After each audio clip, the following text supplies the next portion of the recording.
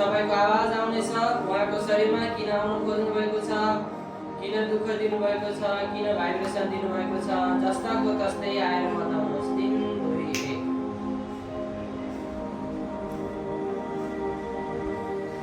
완전히 독하고 멍청아. 이러고 갖고 같이 보여. को तपाईँ किन आउनुभएको छ उहाँको शरीरमा बताउनुहोस्। किन उहाँको शरीरमा आउनुभएको छ बताउँदै जानुहोस्।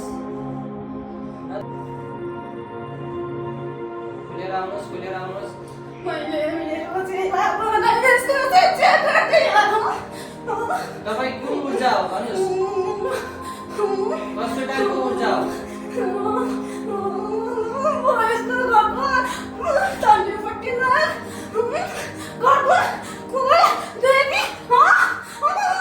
घरको कुलदेवी हो।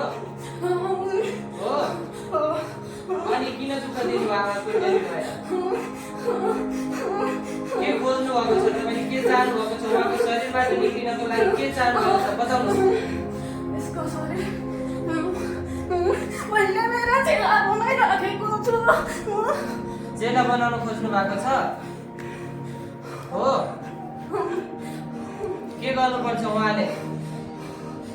उहाँले के गर्दा तपाईँ ऊर्जा साम्य हुनुहुन्छ, शान्त हुनुहुनेछ बताउनुहोस्। उहाँबाट के चाहनु भएको छ? पहिला जो थियो त्यही हुनु पर्छ। पहिला के थियो बताउनुहोस्। घरमा मन्दिर साँच्छु मान्छे पाजा गरी सारा दिन छोडेन देवी रचन पहिलेको तपाईँ उहाँको शरीरमा साम्य रूपमा कसरी आउन सक्नुहुन्छ? के दिए पार के गरे पार साम्य रूपमा आउनुहुनेछ बताउनुहोस्।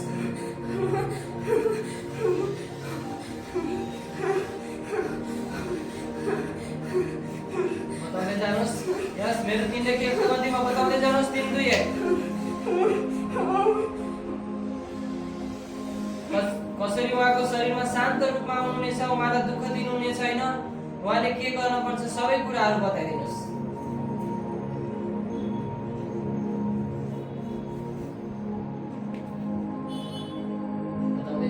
बताउँदै जानुहोस्।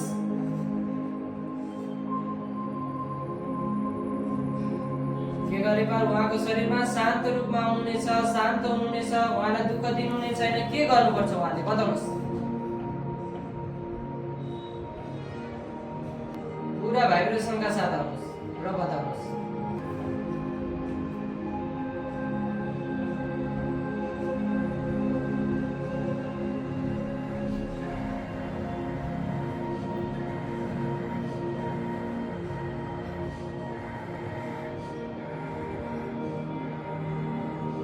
निक्लिनको लागि उहाँले के गर्नुपर्छ बताउनुहोस्। निक्लिँदैन। बताउँदै जानुहोस्।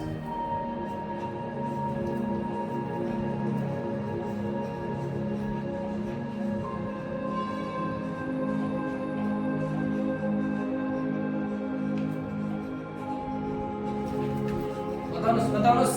तपाईँले बताउनै पर्छ। पहिले मेरो सेवा राम्ररी गरी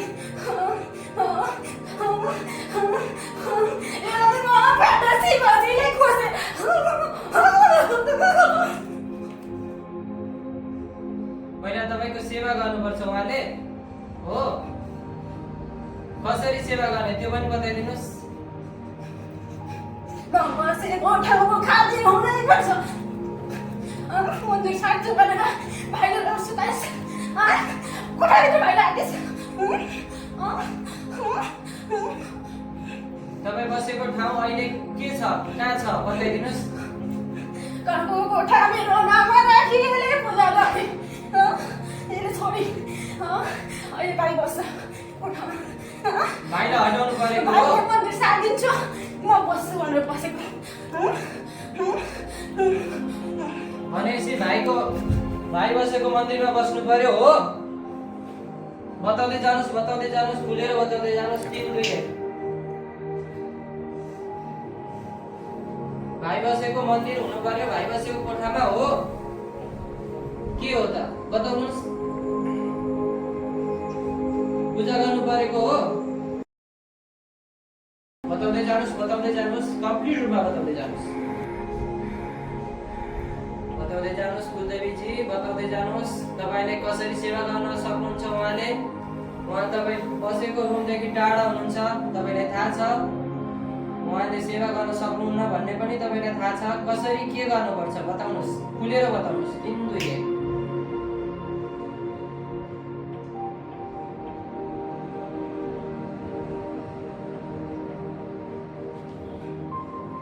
आउनुस् पुरा खुलेर आउनुस्।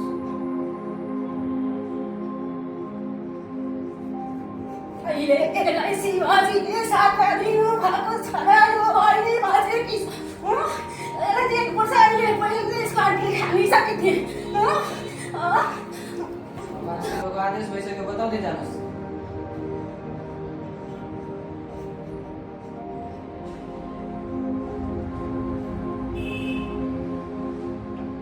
के गर्नुपर्छ उहाँले? म शान्ति भएर बस्छु अब, तर मेरो सेवा हुनै पर्छ। सेवा कसरी गर्ने त्यो पनि बताइदिनुहोस्।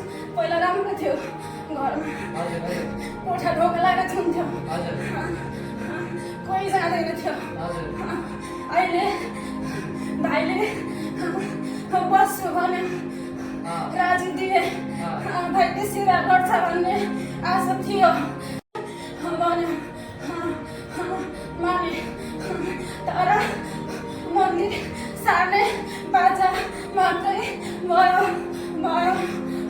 मन्दिर सार्दिँदा पनि हुन्छ, तपाईँ खुसी हुनुहुन्छ? मन्दिर सारेर मन्दिर बनाएर सेवा मन्दिर सारे पहिला जस्तै पानी चोखो दिए पुग्छ।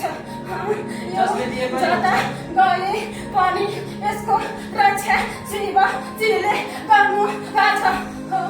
अनि भाइले सेवा गर्दा पनि हुन्छ कि उहाँले नै गर्नु पर्यो? भाइले मम्मी गर्नु पर्यो। जसले गरे पनि हुन्छ घरको? अहिलेसम्म यसको मम्मी मलाई धेरै सेवा गर्नु भए र घरमा शान्ति छाएको छ।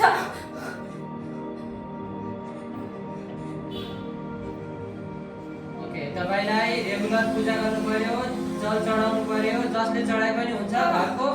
चोखो हुनु पर्यो। ठिक छ, मैले उहाँलाई यो निर्देशन दिन्छु आजको दिनदेखि घरमा पूजा गर्नको लागि, जल चढाउनको पूजा लागि गर्छन् अझै पनि त्यही कोठाभित्र।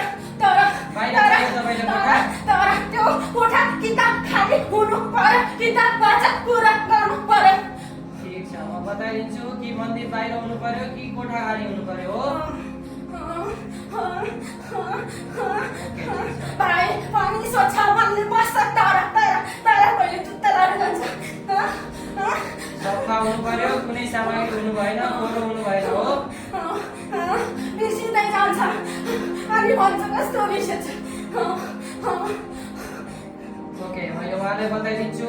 उहाँ गरिसकेपछि यहाँलाई दुःख नदिनु होला, शान्त स्वभावमा आइदिनु होला। मान्नुहुन्छ अब? मान्छु, यसलाई दुःख दिन मैले सक्दैन। भगवान शिव यसको साथमा हुनुहुन्छ। यस्तो जम्मा चोखो गर्छ यसले, तर अहिले सब बिर्स्यो। ठिक छ, मैले उहाँलाई बताइदिन्छु। तपाईँ अब मेरो 3 देखि 1 को गन्तीमा शान्त स्वभावमा आएर आफ्नो स्थानमा जानुहोला। 3 2 1 अबदेखि दुःख नदिनु होला, शान्त अवस्थामा हुनुहोस्। शान्त अवस्थामा आइदिनुहोस्, कम्प्लिट रूपमा शान्त अवस्थामा आइदिनुहोस्। तपाईँले काली माताको बाचा र शिवजी भगवानको बाचा भइसकेको छ। शान्त अवस्थामा आइदिनुहोस्। आजको दिनदेखि उहाँलाई दुःख नदिनु होला। मैले सबै कुराहरू उहाँलाई बताइदिनेछु। आजको दिनदेखि उहाँको शरीर, मन, मस्तिष्क एकदमै शान्त राखिदिनु होला। कुनै पनि